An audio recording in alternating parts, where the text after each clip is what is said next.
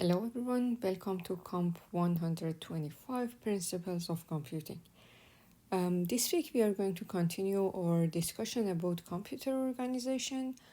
Last week we have talked about the one Neumann architecture. This is a model that we used it to build the modern computers. There are three main characteristics for one Neumann architectures. The first one is that every every computer that has been designed using one Neumann architecture has four major subsystems: memory unit, input-output controller and different units, arithmetic logic unit, control unit. And the other two main characteristics of one Neumann architecture is that um, every computer will actually execute a program that has been written in memory and will execute this program, which is going to be a sequence of instructions, and it executes those instructions in a sequential way. So last week we have talked about three major subsystems from these four major subsystems. We have talked about memory unit, we have talked about input-output controllers, and mass storage devices, and we talked about the arithmetic logic unit. This week we are going to cover control unit, and along with that we are going to talk about these two other properties of the one Neumann architectures. The fact that we execute the programs that has been stored in the memory, and we execute them in a sequential way.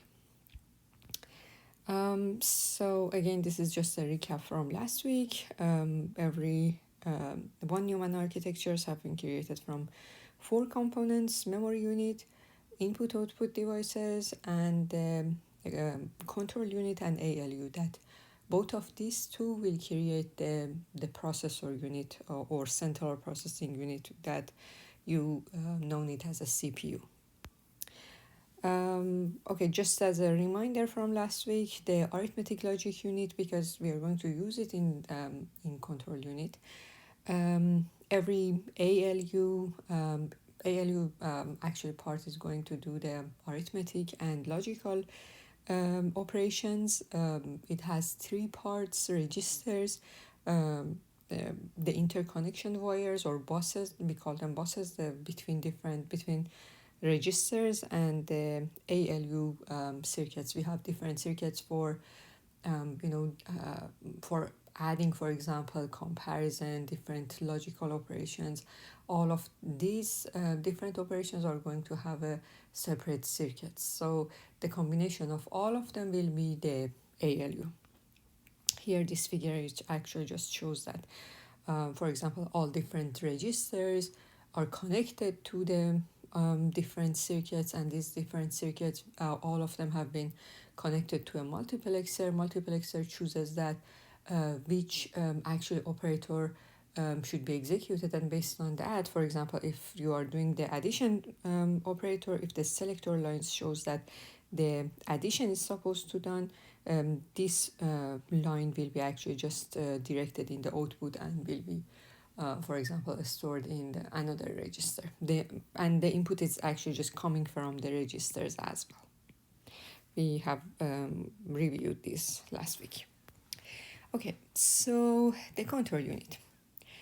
The most fundamental characteristics in von Neumann architecture is that we execute the programs that has been stored in memory. So in fact, the programs, just like those algorithms that we have talked about them in chapter 2, remember, those are going to those algorithms, those pseudocodes that we wrote is supposed to be converted to some computer program, right? Just assume that, for example, you have write those pseudocodes in a programming language like C++, Java, Python, whatever high-level programming language. That programming language then converted to some, a binary representations, those binary representations are going to be exactly the translation of your program, right? So the program at the end will be a sequence of binary, um, binary instructions, binary numbers, which is corresponding. I'm going to show you some examples. Binary instructions that has been written in the memory. The control unit will, in fact, is supposed to execute the program that you have written. That program will be stored in the memory. The control unit will start reading the program and execute all of the program line by line, instruction by instruction in a sequential way. So the control unit, in fact, will actually do three phases of work. It will fetch each instruction, okay, from the memory. So it needs to read one instruction at a time from the memory. Then it needs to decode that instruction to see that what needs to be done. So the first phase is fetching the instruction from the memory. The second phase is decoding that instruction to see what needs to be done. For example, adding two numbers, comparing two numbers, something like this, right? Each instruction is going to be something like that.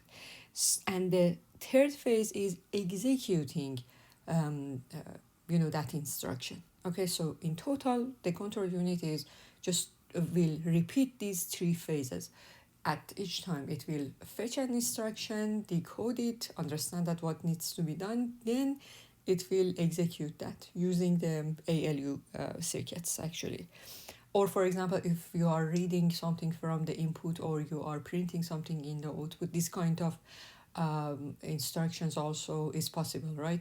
So it will execute it in connection with ALU, with the I/O devices, or with the memory. So all these three steps will be repeated until the control unit reaches to the at some time the control unit should stop, right? Your program should stop. So the last instruction of your program should be something like halt or quit or stop. We usually actually just call it halt in your textbook, which means that okay, the control unit understand that if it reaches to such an instruction, it will stop.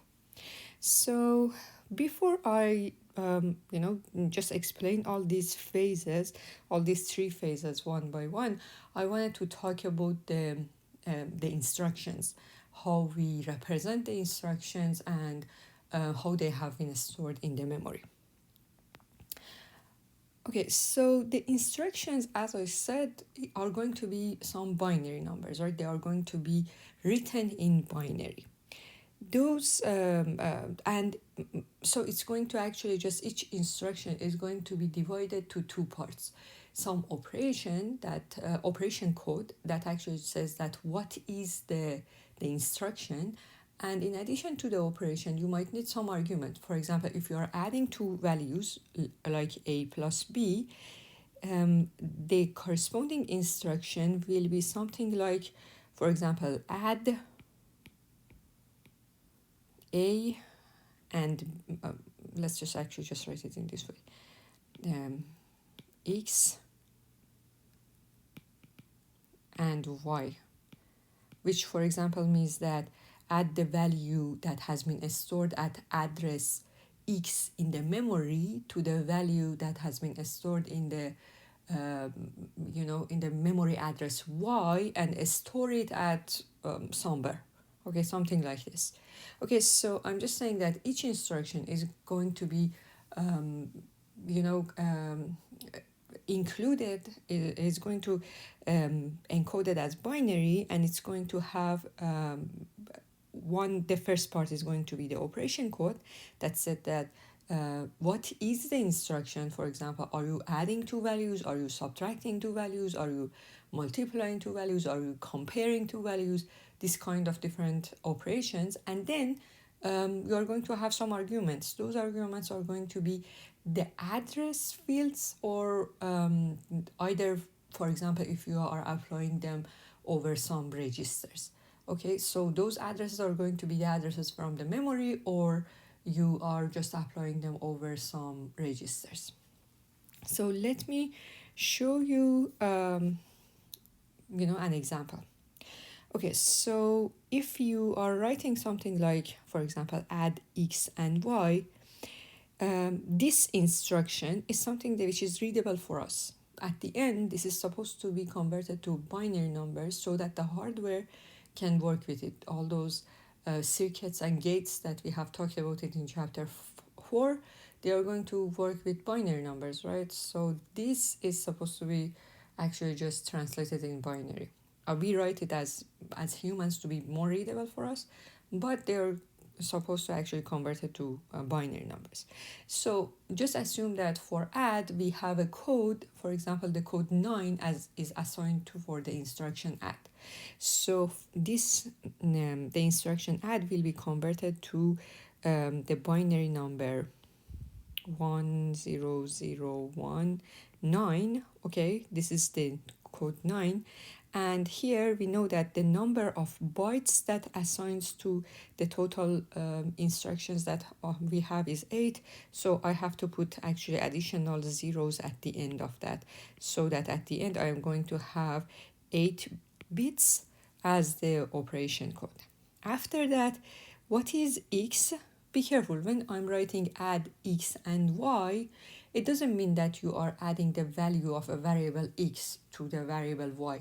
You are adding the value of the address x, whatever has been stored at address x in the memory, to the whatever is the content of the address y in the memory. And then just assume that, okay, this instruction code just means that the result will be stored in the address y again. So this is just the meaning of this instruction. So at the end, x and y are going to be just some addresses, and that the content of them will be added together. So if just assume that x and y are some addresses corresponding to 99 and 100, these are addresses in the memory. Okay, be careful, x and y are just some variable, which means that they are some addresses in the memory. The content of them will be added together. So 99 will be converted to some binary representation, 100 will be converted to its binary representation. Okay, and we are going to actually keep them as 16 inside the 16 bits. So this is going to be 99, and you are going to add zeros at the end of them. This is going to be 100, and you are going to add additional zeros at the end. So in total, one instruction in this toy machine that we assumed here are going to represent it in this way. In total, it's going to have 8 plus 16 plus 16 is going to have 40 bits. Okay, 40 bits is going to be the length of this instruction. Okay, so just one thing that I wanted to remind here for you is that these addresses, remember, these addresses are going to be the addresses to the memory. Remember that when we were working with the memory unit, there were some MAR and MDR. MAR was the memory address register. So the MAR, the size of the MAR is going to be 16, right? So this address will be, so for example, if you are adding the value that has been stored at address X plus the value that has been stored at address Y, the X will be sent to the memory, to the MAR, and the value of that specific address will be fetched, will be loaded into some register, and then the value of y will be loaded to some register. They will be added in ALU, and then the result will be returned to be stored at, for example, at a specific that address y. Okay, so just connecting to the, so this is just telling you that the size of the each address is going to be equal to the size of MAR. Just as a reminder to you. Okay, so here are two, notations I need to define. The first one is machine language. So at the end, the machine language is going to be binary, right? But here we don't, by machine language, we don't mean binary representation. We mean the set of instructions that your machine, the hardware that you design, can understand. Okay, so that set of instruction is just depending on the design of your hardware. So for example, if you have designed a hardware that understand 16 different instructions like addition, subtraction, comparisons, later on you will see, for example, multiplication and some other instructions, your hardware, the language machine for your hardware is going to be just that set of instructions that you have designed, and those instructions are going to be some binary, the binary representation of those instructions. So at the end, the full program that you write will be written in terms of the machine language that your hardware will understand. The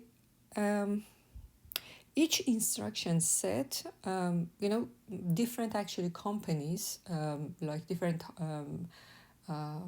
hardware companies that design the different computers, they have their own instruction set. Based on their design of hardware, they will write down the instruction set for their own hardware. So if some program has been written in a machine language on a specific hardware, it cannot be understood by if you try to actually run it on another hardware, that hardware cannot actually understand that. So you should just know that what does the machine language here means, and what does the instruction set means. So just one more thing about the instruction set.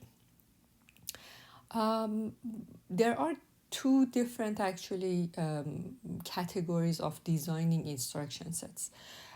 So reduced instruction set computers, or we call it actually just the abbreviation here, RISC, or complex instruction set computers. The abbreviation is CISC. Reduced instruction set computers, they usually are going to have a small instruction set. By instruction set means that those simple instructions that can be done on the hardware directly. So there are some circuits, there are some specific chips on the ALU that can do all of these instructions. These are the simplest set of instructions that can be done on that machine. So in the RISC computers, the set of instructions are usually very small, 30 to 50. The point about a small set of instruction is that you can optimize the hardware so that all these instructions um, can be performed, can be executed very fast. But because the set of instructions are very small, when you are actually executing an actual program that you have written, that program, the number of instructions that needs to be done is going to be longer. So, if you have more number of instructions, then the program will be shorter, right? Because usually for example, in a complex instruction set computers or CISC, you have a large number of instructions, so you have more complicated instructions, you have chips for more complicated instructions, and the point here is that at the end the program that you write is going to be a shorter number of instructions, but each instruction will be more complicated, the design of the hardware is harder, and definitely each instruction is going to take more time.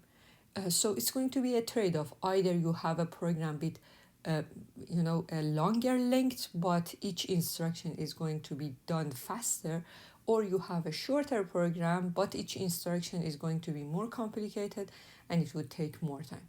So because of this fact that there is a trade-off between a longer program and more complicated, a longer program, and faster instructions or shorter program and more complicated instructions, usually the modern hardwares is a compromise between RISC and CISC. So some part of it has been designed using RISC, some part of it has been designed using CISC.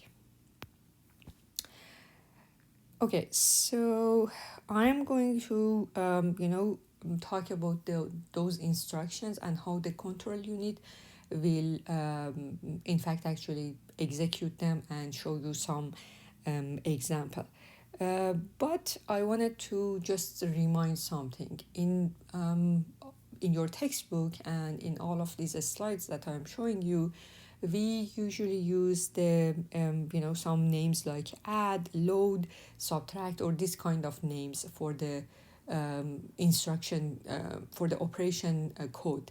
But be careful, these are the numbers that we use it because it's going to be much easier for us to understand.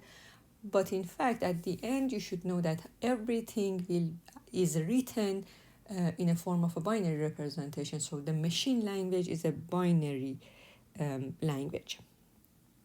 So, and actually just one more thing is that we use the capital letters like X and Y to show the addresses of the memory. And if we omit the content of the address, usually it's actually just written as content of X. So it's going to be the value that has been stored at the address X.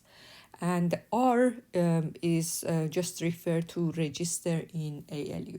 Remember, register was a unit in ALU that stores, you can actually just put some number inside that. It's different than the memory. It's going to be much faster than the memory, but it's you have just a limited number of them in the ALU. Okay, so the instructions that we have in machine language can be divided to 4 different type of instructions. Those that will actually transfer the data between the memory addresses and registers, the arithmetic and logical operations, those operations that will compare different things, and branching operations. So these compare and branching operations are very interesting because using these two, you can, write down the programs that have conditional instructions. Remember, we talked about the if-else statements in chapter 2, or for example, the loop instructions like while or until do, remember? So we will see that using compare and branch instruction, we are able to, translate those high-level programs into machine language. Okay, so the first set of instruction we have are data transfer. Data transfer is just about moving the data between registers and memory addresses. We can actually move a value from a memory cell to a register in ALU. We can move a value from one register to another register in ALU. We can move a value from a register to a memory. It's just like you are storing something in the memory. You can, move a value or copy a value from a memory cell to another memory cell. So based on that, we can actually define, for example, these are some examples of these operations. That let's just assume that X and Y are some addresses in memory. So an instruction like load X just basically means that you are moving the content of the address, memory address X, into the register R in ALU. Or for example, a store means that you are copying, you are moving the value at the register R in ALU into the memory address X. So you are storing this at the memory address X. What is the value? The value has been stored in register R in the ALU. Or for example, move X and Y is just you are copying the value from the memory address X to the memory address Y. Usually actually the first one is the source and the second one is the destination. You can just memorize it in this way if you it's going to be hard for you. So the first one is the source, the second one is the destination. The second set of instructions are arithmetic instructions. So all the instructions like addition, subtraction, multiplication, division, the logical operators like and, or, not. For each of them, you are going to have a circuit in the ALU, right? There is going to be some unit that you can actually do it in the ALU. So some examples of these arithmetic instructions, you can write it, based on the full set of instructions that you have, the machine language that you have. We can actually have them in different formats. You can have them with 3 arguments, you can have them with 2 arguments, or we can have them with 1 argument. If we write something like add x, y, and z, it just means that you add the content of the address x with the content of the address y, and it will be stored in the memory address z. If you have it in using actually 2 arguments, it just means that you are adding the content of the memory address x with the content of the memory address y, and they are going to be actually, the final result will be stored inside the memory address y. Okay, we are just let me actually just explain the last one. And add x, if you just have it with 1 argument, it means that the value of the content of the memory address x will be added to the whatever is the content of the register R. This register R is inside the ALU, and the content will be stored in the register R in the ALU after you are done with the instruction. Just one thing, all these examples that I showed you, you can actually just have it for subtraction, for multiplication, for division, for the logical operation and, or all of these are binary operations, right? Or for example, you can actually just extend it to the unary operations as well. I wanted to just remind you something. This instruction that I have actually shown to you here, first, this is going to be converted to some binary numbers, right? That binary number is going to be 1 line of the program that has been written in the memory. And you should know that although this is written as 1 line of the program, control unit will read that line and then will understand it, decode it, then will execute it. So maybe the execution of each of these instructions is going to need a couple of instructions. So don't be confused with that. We are just going to define the instructions here. Then in the next phase, we will talk about the how the control unit will execute each of these instructions. Okay, the next set of instructions are those that do a comparison between 2 values. So let me actually show you an example. This compare x and y.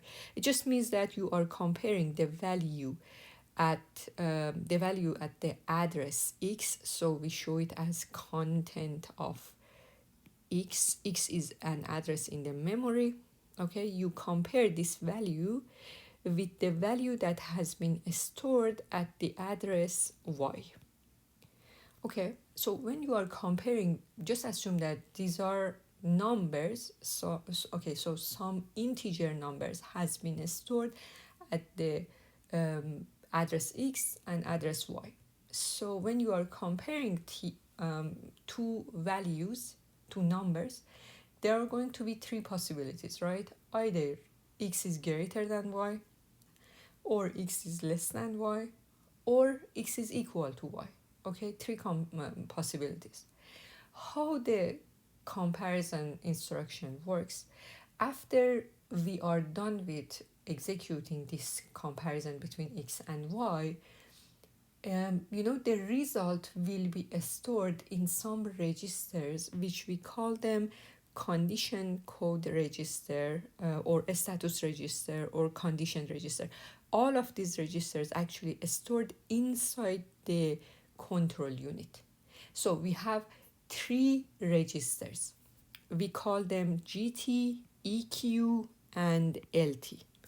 Okay, GT means that the content of the memory address X is greater than the content of the memory address Y. So if it is greater, then what would happen? The value of GT will be 1, and the value of the other two registers will be 0. If the content of the memory address X is equal to the content of the memory address Y, what would happen? It means that these two numbers are equal, right? So the register EQ will be 1 and the other two registers will be 0. And the last case is that if the content of the memory address X is less than the content of the memory address Y, okay, then the last register LT will be 1, the other two registers will be 0. Okay, and again, don't forget, when we are actually writing an instruction like this, you are comparing X to Y. So that's why if X is greater, then the register GT will be 1. If it is smaller, the register LT will be 1. So it's the comparison of, just memorize it in this way, the first one against the second one. Okay, and the last set of instructions that we have are going to be the branching instructions. In von Neumann in von Neumann architecture, the operation mode is sequential. It does means that, okay, if you have a set of instructions written in the memory, okay, just assume that you have a set of instructions written in the memory. This is just the first instruction, and then the control unit regularly, just for example, fetch this one, execute it, and then fetch the next one, which is actually written as the just after the previous one in the memory. So it works sequentially. But remember, I'm just referring to chapter 2. In chapter 2, when you are writing some pseudocode, we first show you that some simple pseudocode using only sequential instructions, right? And then we actually discussed that only sequential instructions are not going to be enough. So you need to implement something like if-else statements, or implement the loop. So how we are going to actually just convert those high-level instructions into some instructions in terms of the hardware. We need a type of instruction which is branch. Branch just means that instead of taking the second instruction in the memory, for example, jump to a different position in the memory and take the instruction from that position. Okay, so just the branch, as the name is just telling you, this is just branching to another part of the program. You take the next instruction from a different address. So we have, using the compare instruction and the jump instruction, we can implement very complicated instructions like the selection if-else statements, or the while statements. We can actually have different type of branching instructions. If you have a simple jump, it just means that, okay, just jump to address X. It just means that take the next instruction from the memory address X. So just assume that currently you are taking the next instruction from the memory address I+1. For example, right now you are executing the instruction at memory address Y, and you are supposed to execute the next instructions at address I+1. But if this instruction is jump X, it means that you should take the next instruction from the memory address X. So this jump is not a conditional jump. It will only actually jump. The other type of branching instruction are going to be some kind of a conditional actual branching. Jump GTX just means that, okay, only take the next instruction from the memory address X if the register GT is 1. Okay, so it means that before writing an instruction like this, you should have a comparison instruction before that, so that based on that comparison instruction, one of the registers GT, EQ, or LT will be 1.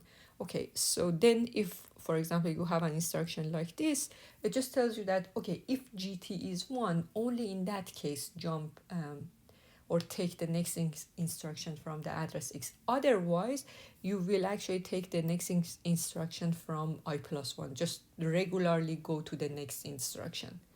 Okay, similar to jump GTX, you can have jump EQ, which means that if the the register EQ is 1, jump, or jump LT, which means that if the register LT is 1, you jump. Based on the instruction set that you design, you might actually have the jump GE as well, which just means that greater or equal, which means that either GT, the register GT is 1, or the register EQ is 1. And these are actually the two other actually samples of it. I'm not going to actually go to the details of this one because the set of instructions that we work on in your textbook doesn't include them.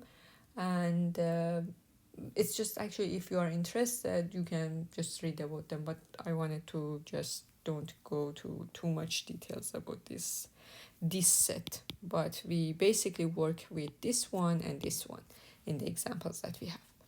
And the last instruction is halt, which just means that, okay, if you reach to the halt, the control unit will stop executing the program. There is no more instruction to do. Okay, so this is, a set of instructions, some sample set of instructions. So we just, restricted to 16 instructions. This is, a table that many of the examples in your textbook have been using this table, both in chapter 4 and, in chapter 5 and in chapter 6. So I'm going to refer to this table in your examples. This is an example of, a very simple machine language instruction sequence. You can see that. Remember, all the data that we have are going to be stored in the memory. The program is going to be another set of the program is going to be a type of data as well. That's why it's going to be stored in the memory as well. But usually the data will be stored in a separate part of the memory. The program will be stored somewhere else, but both of them are going to be in the memory. So in the memory, you are going to have some address, right, and the content of the memory. So this part of you can actually just assume that, for example, from the address 100, we stored the data. So for example, some variable A has been stored at address 100, some value B has been stored at address 101, and so on. And then you also have some program that has been stored at address starting from address 50, again in the memory. Okay, so at address 50, you have a set of instructions. I wanted to come back to this example that, for example, remember, this is a very simple, instructions that we wrote, we could actually wrote in pseudocode in chapter 2, right? Here, I wanted to show you that we can convert those instructions into some machine language. But before I go through these examples, you can see that I have actually just wrote it as using load, add, store, and so on. I will come back to this example, don't worry. But before that, I wanted to finish something about the control unit. That how the control unit actually execute these programs. As I mentioned, the control unit is going to have three phases. It fetch the instruction from the memory, it decode it so it understands that what needs to be done, and then it will execute it by actually sending different signals to either ALU, IO, or memory. Okay, so how the CPU can do this? CPU is going to use a couple of registers to be able to execute these three different phases. CPU needs one register that we call it PC. This PC means program counter register. For program counter, this PC actually stands for program counter, the abbreviation of that. PC always keeps the address of the next instruction that will be fetched from the memory. Okay, so PC always keeps the address of the next instruction in the memory that's supposed to be done. After the instructions has been fetched, just remember this instruction needs to be fetched from the memory. So PC will be loaded into MAR, then the content of that specific address will be copied to the MDR, and then from the MDR it will be actually sent back to the control unit. And it will be stored in another register that we call it instruction register, or IR, that stands for I and R, instruction registers. So instruction register will be a copy of the instruction that needs to be executed. Okay, it also needs to decode the instruction, right? Decode the operation part of it. What is the instruction? Remember, I showed you the instruction code. The instruction will be actually include some operation code and some address fields. So this operation code, for example, if you have 100194 add, this needs to be decoded, right? So that you actually understand to signal to the ALU to activate the add. So the control unit will also need some decoder circuit that it actually just decode the operation code part of the IR, and then it will actually just activate the proper part of it. Either it will actually just send out some signals to the memory unit, so for example it's loading something, or it will send some instructions to the ALU, to different registers, and so on. So it needs a couple of instructions. CPU will do all of these: fetch, decode, execute, using the program counter register, the instruction register, and some decoder circuits that will help us to decode the instruction. All of this has been actually just shown in this figure. So we have, you see that the PC is going to be that program counter instruction, that the IR shows a copy of the instruction that has been coming. You actually read it from the memory and you keep that copy in the IR. The operation code part of it will be sent to the instruction decoder circuit, and it will actually send out some signals either to the memory, ALU, IO controllers, or other actually components. Just one thing about this part of the figure, because usually the von Neumann architecture just execute in sequential format, right? So you execute some instruction and usually you execute the next instruction in the memory, except with when you actually are supposed to actually jump to some other addresses. So that's why we usually actually just, because we usually just go to the next instruction, the value at the register PC just needs to be increased. So for example, if you have already executed the instruction at the address 100, then you are supposed to execute the instruction at address 101, right? So regularly we execute the next instruction. That's why we design some adding adder instructor that just adds the value 1 to the value of the PC. So this +1 here just shows that circuit for adding 1 to PC that regularly we call that, except when the instruction is for example about the branching instruction, so that some other value will be copied to the PC, so you take the instruction from a specific address, another address. So this figure also actually just show the simplified form of a instruction decoder. It's just actually expand this figure. Just assume that, for example, the operation, the instruction set that you have are only 8 instructions that represented using a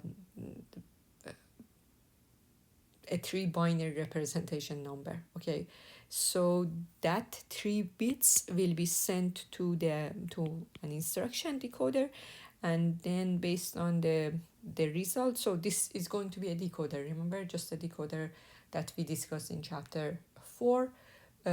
So you will send some input lines, and it will just activate one of the lines corresponding to one the input code that you have. So for example, if you are passing 0, 0, 0, this line will be activated. If you are passing 0, 1, 0, this line will be activated, and so on. So it's just actually showing that this is going to be a decoder. So now let's just come back to this example. So I'm going to actually just explain this example and solve a couple of that practice questions that you have at the end of this section 5.2.4. Okay, so just assume that we are going to translate this pseudocode line. This simple pseudocode line just means that the content of the variable a will be equal to the content of the variable b plus c. So the variable a has been stored at address memory 100. We just know that this, okay? The value of b has been stored at address 101, and the value of c has been stored at 102.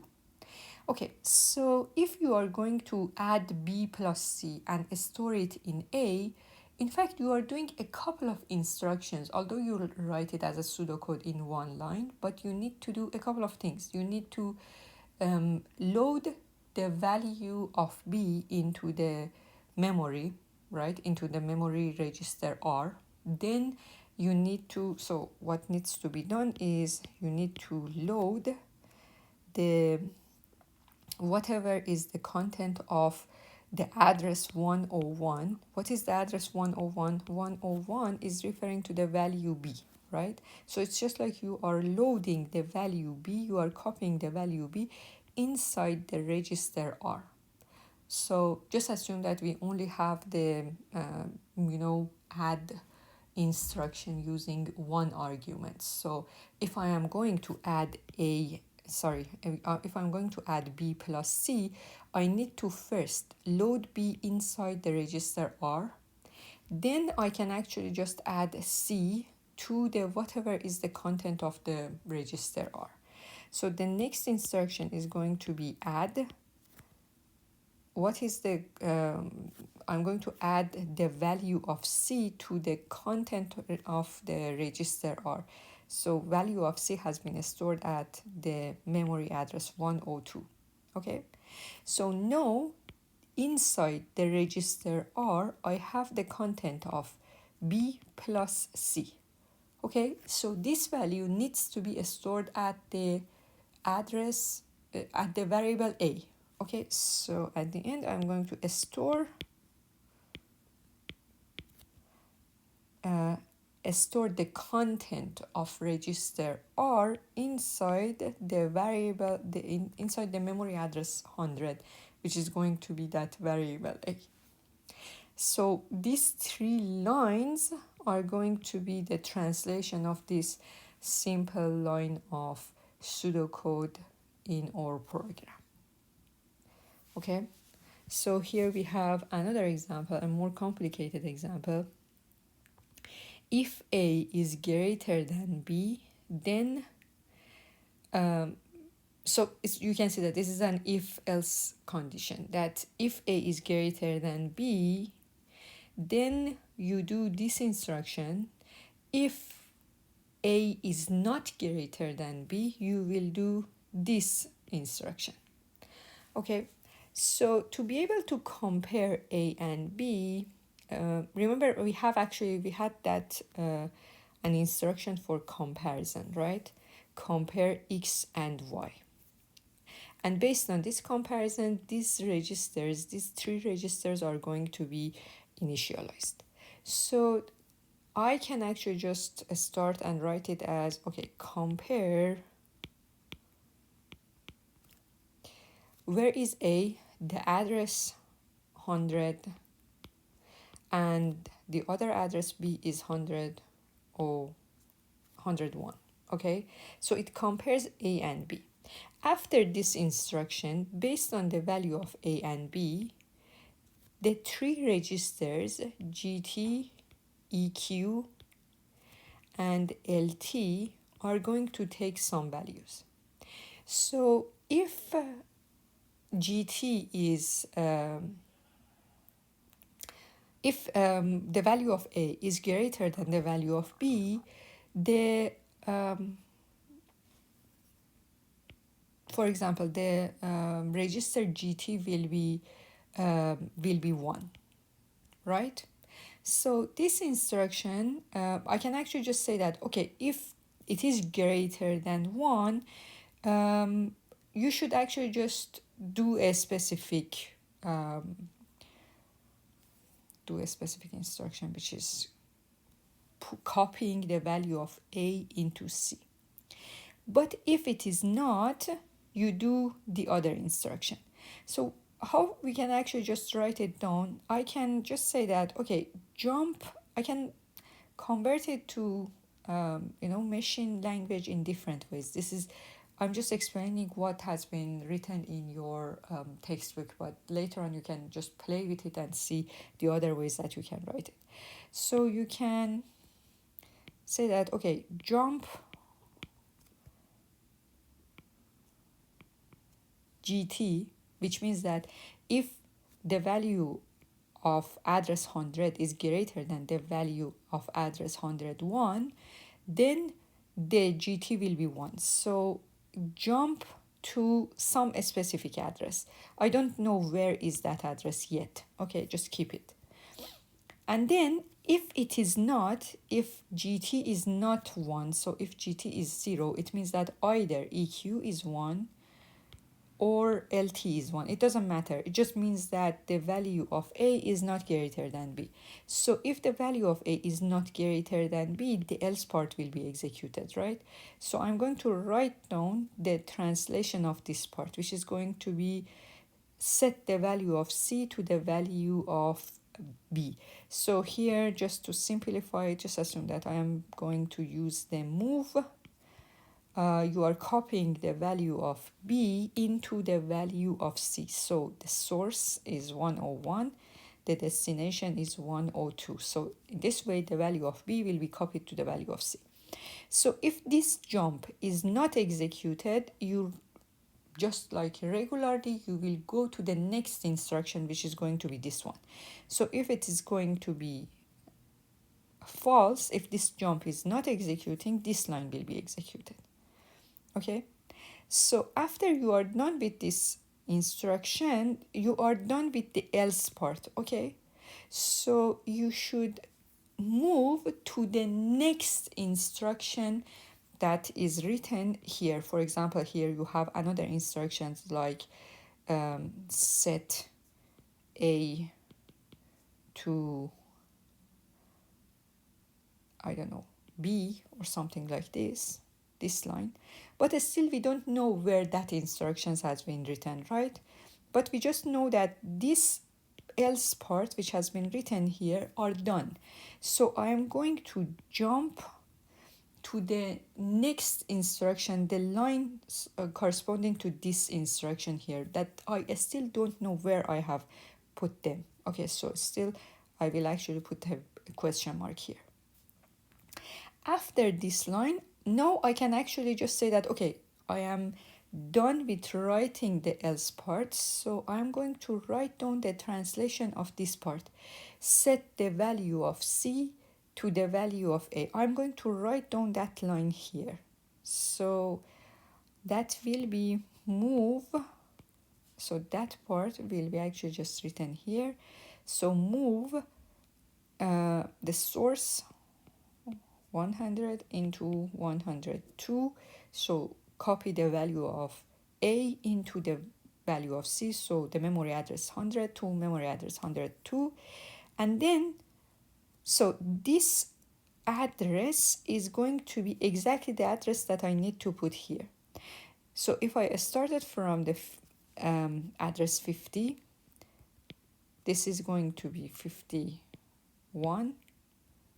This is going to be 52. This is going to be 53. This is going to be 54. So I should put 54 here. Now, this is, you can actually just see that everything has been, I mean, so far until this point has been actually just put together. So if you read here, you can see that I'm comparing A to B.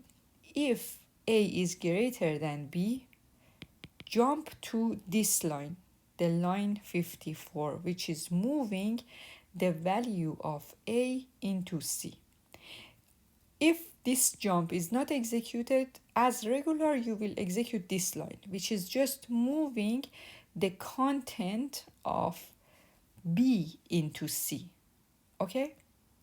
And then after this line, what would happen to this address? This address just means that, okay, after we are done with the whole, this block of if-else statement, that line will be line 55. So whatever is that here will be actually just started written here. So I need to write down this 55 here. Okay, so that this else part, whenever this else part has been executed, okay, then you unconditionally jump to the line 55, which is just after the if-else statement. So the whole block here have been actually just the translation of this if-else statement, the full if-else statement here. Okay, so let me actually just show you a couple of more examples from this practice question at your, at the textbook that I have, which is 7th edition. This is going to be page 256. Anyway, this is going to be the last, the practice at the end of the section 5.2.4. So let me actually do one example here. For example, I can do the last one, which is interesting. A is less than or equal to B. I have done actually a couple of more of this. You can see the examples here. Just before we do it, the assumption here is that you have 4 variables, A, B, C, and D has been stored at the address 100, 101, 102, 103, and the constant value 1 has been stored at 104. You will actually just need it if you are going to write down the solution for the third part. And I'm going to actually do this part. This is going to be more interesting. I have done actually a couple of others as well. You can check them out in the slides. Okay, the example here, if A is less than B, less than or equal to B, copy the value of C, set the value of C to be the value of D. Otherwise, set the value of C to be the value of 2D, 2 multiplied by D, that you can actually do it as a D plus D. So what we are doing here is, okay, I need to compare A to B. I am using the instruction compare.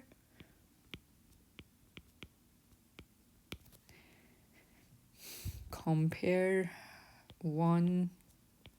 the address 100 and the address 101. And it's saying that if A is less than or equal to B, you execute this one. Okay, when I'm actually comparing A and B, if A is less than or equal to B, I'm going to execute this line. But if A is greater than B, I'm going to execute this one. Okay, so instead of actually using a very fancy thing, I can actually just, assuming that I only have access to this set of instructions, I don't have anything as greater than or equal. Okay, this instruction only give me greater, equal, less than, not equal. Okay, that's the only thing that it actually gives me.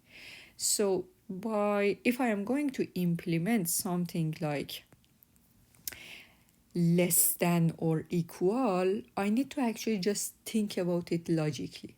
That if A is greater than B, this line will be executed. Okay, so instead of comparing this way, I'm saying that if A is greater than B, so I'm going to use the instruction jump greater than.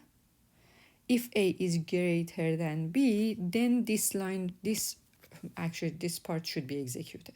So if it is greater than, so it needs to be jumping to somewhere, because I haven't finished the full instruction, so I still don't know which line is going to be the next instruction that needs to be done here. So I will put the question mark so far. Then after that, I would say that, okay, if it is not greater than or equal, just means that this part needs to be executed. So I am going to just write down that part exactly here. Set the value of C to be equal to the value of this. So it's going to be moving, the source is 102 and the destination is 102 and the source is 103. So I should write it as 103, 102. So it's copying from 103, which is D, to the 102, which is going to be C. And then after the move is done, you need to also jump to the end of the if-else statement, but still I don't know where is the end. Okay, so that part has been copied. Then I can actually just say that, okay, from this part, I can write down the else part. Okay, so this is going to be, I need to add D plus D and then copy the value into C. So what I need to do is I need to load D into the register R, and then add the value of D into the register R. So, and then store it into the address 102, which is going to be the variable C. And this line is going to be the end of the full instruction.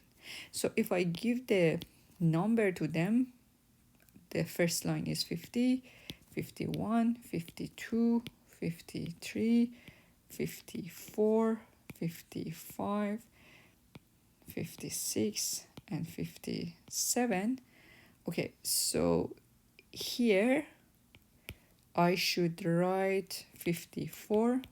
This is exactly telling me that if A is greater than B, jump to this line. Okay, start writing this part. And if it is not, this part will be executed, which is the if part, and then this jump needs to actually just jump to the after the full block, which is going to be the address 57.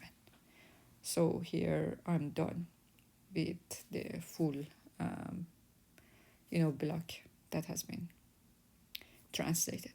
I also actually, there's one more actually part, the sixth part, which is a while loop. I also have the instruction for this one. Just the point about the while loop is that when you are actually going to have a while loop, at the end of the block, the full block, there should be a jump that actually just go back to the comparison again. So what I'm doing here is that a while loop is actually just like an if comparison. Let's just look at the answer here. This simple pseudocode has been saying that initialize A to the value of D. So here is just the line that moving the value of D inside the value A, then compare the value of A to C. If A is less than or equal to C, do this part. If A, just think about it in this way again. If A is greater than C, you should just jump to the end of the instruction and go out, okay? So I would write it as jump GT. So I'm comparing A to B, right? And I'm saying that if A is greater than B, jump to the end of the block. Still, we don't know. Just think about it in this way, that still we don't know where we should jump. But if it is not, if A is not greater than C, it means that A is less than or equal to C. Okay, so this set of instruction needs to be done, which is the value of A will be equal to the value of A plus B. So I am loading A to R, the register R. Then I am adding B to the register R. The content will be stored in the variable A again. Okay, and then what I need to do here is just go back to the beginning of the loop. Go back to the beginning of the loop. It means that do the comparison again. So here, this jump 51 will actually tell you to execute the comparison again. So just as simple as that. I mean, a while loop can be simply just converted to, the machine language this way. And so know that we have the full set of, the full block. No, I will know that, okay, the next instruction after the while loop will be stored at the address 51. So here I would know that I should write down the address 57 as the argument of jump. So if the value of A is greater than C, jump to the line 57, which is completely at the end of the while loop.